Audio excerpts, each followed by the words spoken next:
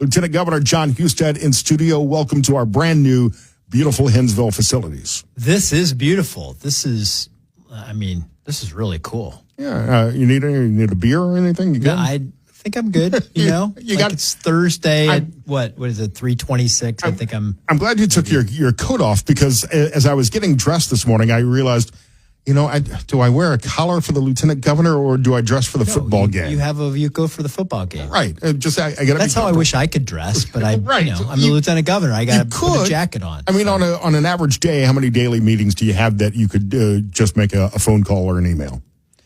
Not many. And would they care? I mean, really, would they care today? I don't know that people care anymore if you're wearing a suit and tie. Like some people do.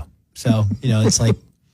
I don't know. That's why I like to wear a jacket and a shirt, but not a tie. Right. The tie's like I'm kind of in between. There's a Dan Cummins on WTOL, the TV station here in town, started taking off his tie for the 11 o'clock news. And I think that was a big controversy. That was a big deal. But it's a good look. That's what I would prefer. Ties are constricting. We shouldn't have to wear ties as men. Yeah, I wear a tie occasionally, but. And this is a conversation you came all the way to Toledo to have, isn't it? By the way, I'm the worst person in the world to ask about style. About fashion, right? All of my clothes outside of my hunting and fishing clothes are purchased by my wife, assigned by my wife. Let's be honest here. Does she do your closet like Garanimals, where she has a matching penguin? It's almost, I get the she's in the bathroom, I'm in the closet changing, and I get the look like, no, not that. It is good that, though, whenever Governor DeWine comes through to do the show, he at least brings one of his pies from his wife. I know. Well, I'm sorry. My wife's working coach. She's like our high school golf coach for my daughter's team. Really? So she's even though she's not really a good golfer, she's just really organized, like she's the only parent that would do it. So she's got it all organized and they're out there. How does that work? Let me drive the ball off do not swing like this. No, you don't coach them, you get them organized and you keep them positive. That's just give their natural talents will shine. Let their natural talents shine. You got it. So what brings you to Northwest Ohio? Is it something you can talk about? I was visiting with the sheriffs today of Northwest Ohio. We were talking about the rule of law, and basically, look, if you want people to invest, you want people to live in your communities, you protect them. Like we're seeing it at the border. You don't protect the rule of law at the border. People think there are no rules. You saw it in New York right now. It's having this big problem where their transit system is going bankrupt because people just don't pay their fares. Well, if you don't enforce the rule of law, people won't comply with it. And that's why the men and women of law enforcement are so important, because if you know there's a consequence and you have good law enforcement people in a court system that are going to enforce the rule of law, criminals stay away. They don't do it. We were talking about that today. So as I talked to Sheriff Vasilishin and Sheriff Navarre, obviously in Lucas County, building the new jail is a big issue for Sheriff Navarre here, but for everybody and for Chief Trinley and TPD, the biggest problem that they've got right now is recruiting officers, recruiting deputies. Yeah, well, we created a new website, law enforcement. We have a law enforcement website, so all 900 law enforcement agencies in the state in Ohio can use it to recruit. And so we're trying to help them do that.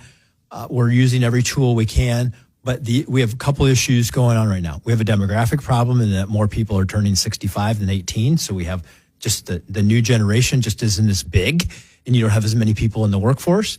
And in some places, you have city councils and mayors and people like that who are not supporting the men and women of law enforcement. They don't feel supported. They don't feel protected. Do we want to call those cities out by name? We don't want to call them out. Dayton, Cincinnati, Columbus. I will Cleveland. Let the local folks there, Akron. You're hitting some of them. Right. Let's be truthful, because if there's no consequences, criminals don't feel like there's going to be a consequence for them doing something wrong, then they'll do more things. I mean, the example that I tell, though, the most stark example that I've ever seen in my life, I remember when I was in San Francisco in 2005. I was a newly elected Speaker of the House. They had a national conference. I go there. And you remember, 2005, Ohio was struggling. Like, we had a tough time with our economy. You go to San Francisco, it's this beautiful city, great weather, oceans, mountains, Silicon Valley to the south, Napa and Sonoma to the north. And I remember consciously thinking, wow, it's really hard to compete with this. And then 2019, less than 15 years later, I go back. They say, tell my wife, don't wear open-toed shoes. There's too many needles on the sidewalks. There's a lot of feces. There's homeless people. They didn't enforce the law. You could steal up to $999 before it was a felony. And it was terrible. Like, I thought, I'll never come back to this place. One reason: they didn't enforce the rule of law. They allowed lawlessness and criminal activity and deviance to dominate the culture, so people and their money left. And it was a rat hole. And that happened in less than 15 years, all because they wouldn't enforce the rule of law. And that's why it's important. That's, like trust in your society that, that people aren't going to break into your house. They're not going to steal your car. They're not going to vandalize the business that you just invested in. If you can trust that, more money comes in. People live there. They invest. But if you don't feel safe, you don't feel like your property's safe, then you leave and you go somewhere else. So what's the easiest way to get to the recruitment website that you've got? It's governor.ohio.gov, and then it's on your page, I believe. Yeah, I think it's lawenforcementjobs.ohio.gov. Lawenforcementjobs.ohio.gov.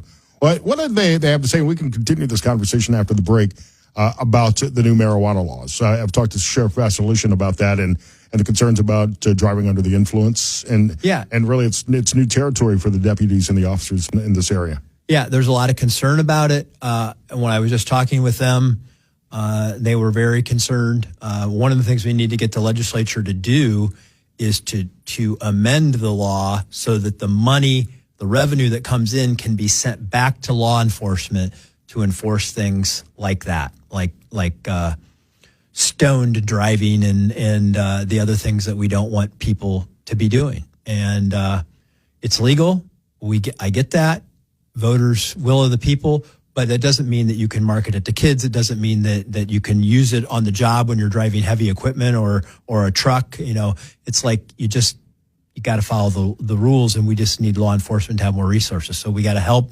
We got to help make the jobs. We got to help market the jobs. We got to help make the job of being in law enforcement something that people want to do, because it is noble and it is important, and it's necessary for prosperity that people feel protected. Lieutenant Governor Jon Husted here on the Scott Sand Show. If you got a question for the Lieutenant Governor, you can send it to me on our TalkBack microphone. If you're streaming iHeartRadio on your phone, tap the microphone, leave a voice message. It'll come right to me. I'll check them during the break. Right. And so, I could have gone on to fame, or I could have been fired by Nick Saban like lots of other coaches have been. So who knows? The coaching tree of Nick Saban, more successful than failure. I could have been a nut that fell to the ground, or I could have grown to the branch out as part of the tree. So. Well, and that would have been a high pressure position because Saban was a DB guy. Yeah. Well, he would have, he'd have been a good guy to learn under, but here you are. Here I am. Now I'm a lieutenant governor and not a football coach. So there you go. Trying to increase innovation and create jobs in the state of Ohio. Yes, exactly. That's just as important. One thing that you and I talked about on the phone a couple of months ago, actually, was this movement in the state of Ohio, and now we're seeing so many other states. I saw stories this morning, I think, from Iowa and I think North Dakota, Minnesota. As schools are going back and returning to the session, a lot of states, a lot of school districts are putting tighter restrictions on their kids' use of cell phones, because we're seeing more and more research that shows the dangerous impact that both the internet and cell phones have on kids, and especially their ability to learn. Yeah, well, I've been on this for a while. Actually, at the urging of my wife, we had teenage daughters. We've watched the smartphone world that they've grown up in. Now they're 14 and 17. But I'm sorry to hear that. Well, they're doing great, but we saw the struggles that their classmates and they had with it, and so you start to really look into it, and you find out, hey, these social media companies, particularly with TikTok and some others, have algorithms that are designed to addict them to the platform, that are sending them things about suicide and eating disorders, and in some cases. It's a way for people to get in touch with your kids about sextortion and other things that have been really tragic. And one of the most tragic stories in Ohio was the Benadryl TikTok challenge. This young man was a junior high football player. TikTok targeted him with the algorithm. This challenge was you take as much Benadryl as they encourage you to take a bunch of Benadryl and then film the hallucination you're supposed to have. Well, he had a seizure and he died. And that was completely an algorithm encouraging this kid to do this. And it's just tragic what's happening. And we've tried to get parental consent, like to pass a law to say, hey, if you're under 16, these companies got to get parental consent before your kids use this. Court struck it down. And kids are so smart, they'll figure out a way around that. No, but we had it pretty, look, yes, but you know what? Anytime you make something harder to do, it's a lot less likely to happen. We want to put parents back in charge of the digital lives of their children. But the courts wouldn't let us because they said it was a violation of their First Amendment rights. I thought parents had the right to over their children's life, but the federal court in Ohio didn't think so. So now we said, okay, let's look at the schools. The data is very clear. When you have smartphones in schools, academic performance is lower, bullying goes up, disciplinary issues are higher, the overall culture of the school is degrades. And so Governor DeWine and I had our Department of Education and Workforce build a model curriculum a model policy on how you could eliminate smartphones from the schools. And we went out and started meeting with schools because we didn't, this is based on their feedback to us, not us telling them what to do. And we thought we'd get pushback, but actually the schools were like, thank you. The schools that had already done it had seen marked success with it, saw academic performance go up, bullying go down, disciplinary issues go down.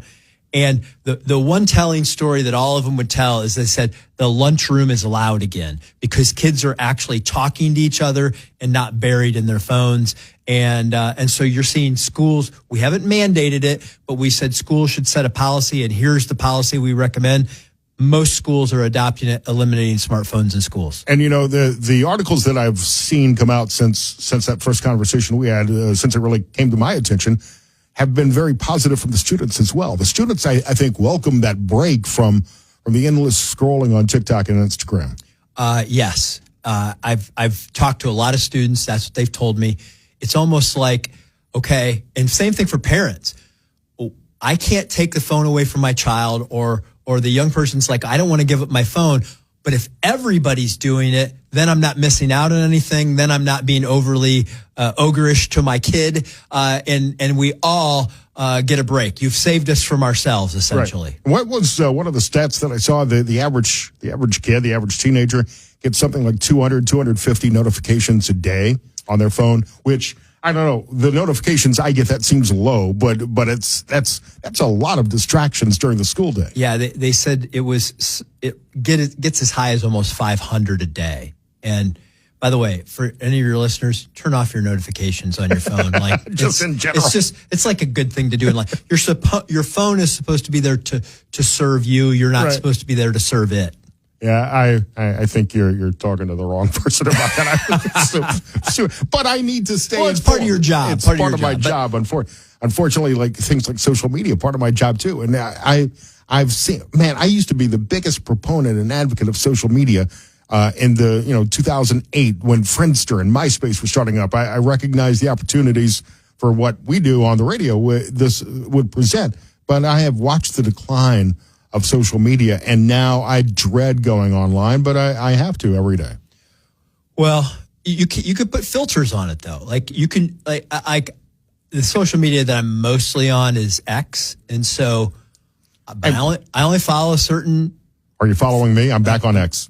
Are you? Well, I'll follow you now, but I don't. I took a 3-year break. I don't follow a lot of people, and I only allow things into my feed that I want. I don't.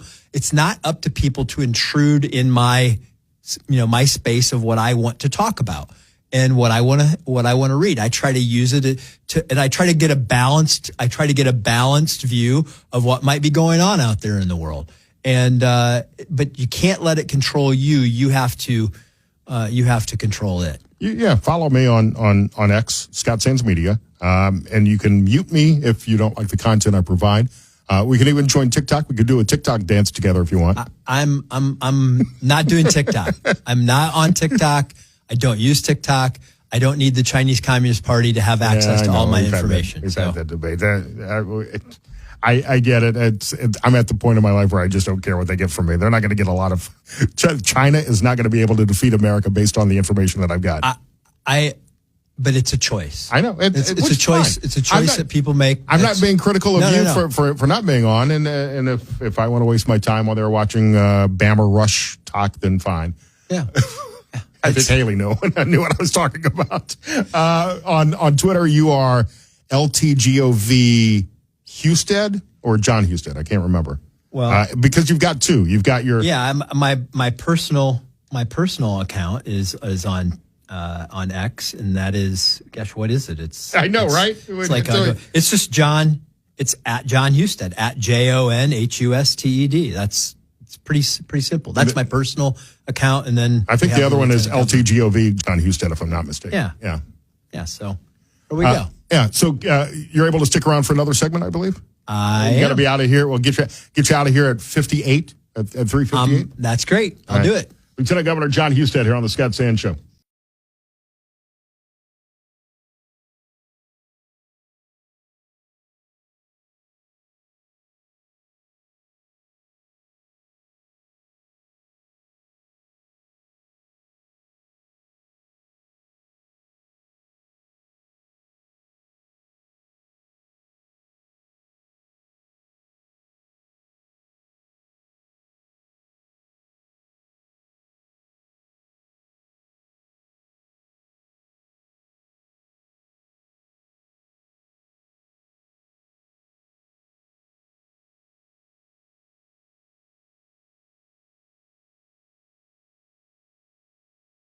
In studio, Lieutenant Governor Jon Husted. Thanks for coming in and spending some time with us. It's great to have you in studio for a change. It is. It's an awesome studio. Well, thanks. It's good to be here in Hinsville.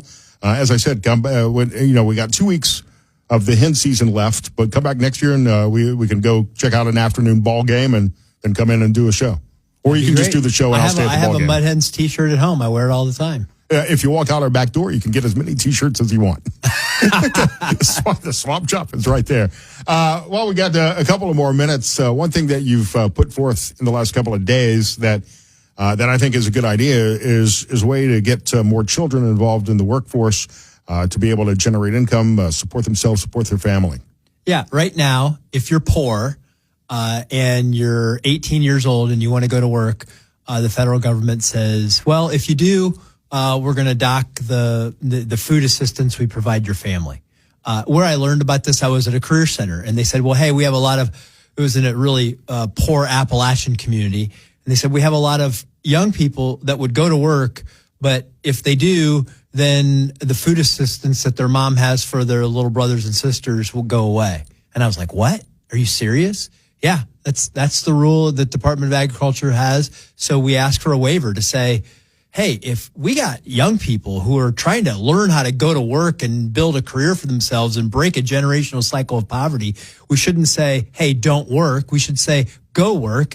And we're not going to dock the rest of your family for your initiative. There are so many life skills that I think so many young people have lost the ability, lost the information, the knowledge to do. I keep reading stories about millennials bringing their parents with them on job interviews. Seriously, this is a thing that's happening right now. Look, how do you learn to do anything in life if you don't do it? You have to tell my kids, you'll be good at whatever you practice. Well, if you've never had a job before, if you've never had to show up on time, if you've never had that experience of being accountable like you are in a workplace and know how to do that, how are you ever supposed to learn? And we literally have federal government policies that encourage people not to work. They say, if you show a little initiative, you start making a little money, then we're going to cut you off from, it's like, let's help people transition out of poverty into self-sufficiency, and let's do it in a smart way. Ideally, you would be able to earn enough money to be able to survive without the benefits. Some people can't. So I certainly don't think it should be a punishment to get a job. I'm also a free market guy, so I'm not necessarily a fan of the concept of minimum wage, but we've seen the cost of everything outpace the cost of living increases that many employers are providing. Now, if you force an arbitrary minimum wage, that's only going to drive inflation up. But we've got people who have who have tried to get a minimum wage passed that have been unsuccessful in the state. Well, I'm not a huge fan of the idea that we're going to set wages in the marketplace, because but I do understand there has to be some threshold, because we don't want abuse either, right? But in this case, what I'm really talking about is that the federal government creates disincentives for people in poverty to get out of poverty. They say if you like, there are people who are, you could take a single mom who is trying to provide for 2 kids, who has they know that, like, hey, I can work up to 20 hours and make like $17.50 an hour, or start an OnlyFans. If I work that long, then if I work a minute long, or if I work 1 hour longer, then I'm going to get docked all of my benefits. So it's like you can't get out of that cycle of poverty. And so it's just like, just help them do that. Let them go work, then gradually reduce their benefits so that they can get a job, work 40 hours a week, and get a out raise, of that cycle. get a skill, and move on and be a good example for their children. And then they make enough money, then they don't need benefits anymore. But really what's happening is we're just saying, hey, stay stuck here in this government-run system that traps you in poverty. And then also we're saying, hey, and if once you turn 18, you can't go to work either, or we're going to take the resources away from the rest of your family.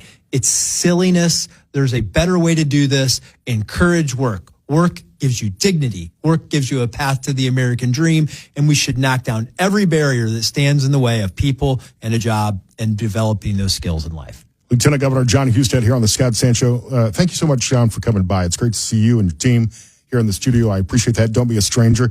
We got a lot of things to talk about in the state, too. Next time you're on, maybe we can hit up the gerrymandering issue and some other stuff in Ohio. Yeah, vote no on issue 1. Vote no on issue 1. I thought you might have something to say about that. Do you have a question you'd like? You did a great job interviewing Chris Ruddy from Newsmax earlier. Do you have a question you'd like me to ask Alexandra Paul from Baywatch later? Gosh, like when I heard I was going to be on the same show with someone from Baywatch, I thought I'd really made it. So it's like... You obviously don't listen to the show, or you would know the strange, diverse lineup of guests that we have. Great to have you. Got to take a break here. Back next hour on the Scott Sand Show.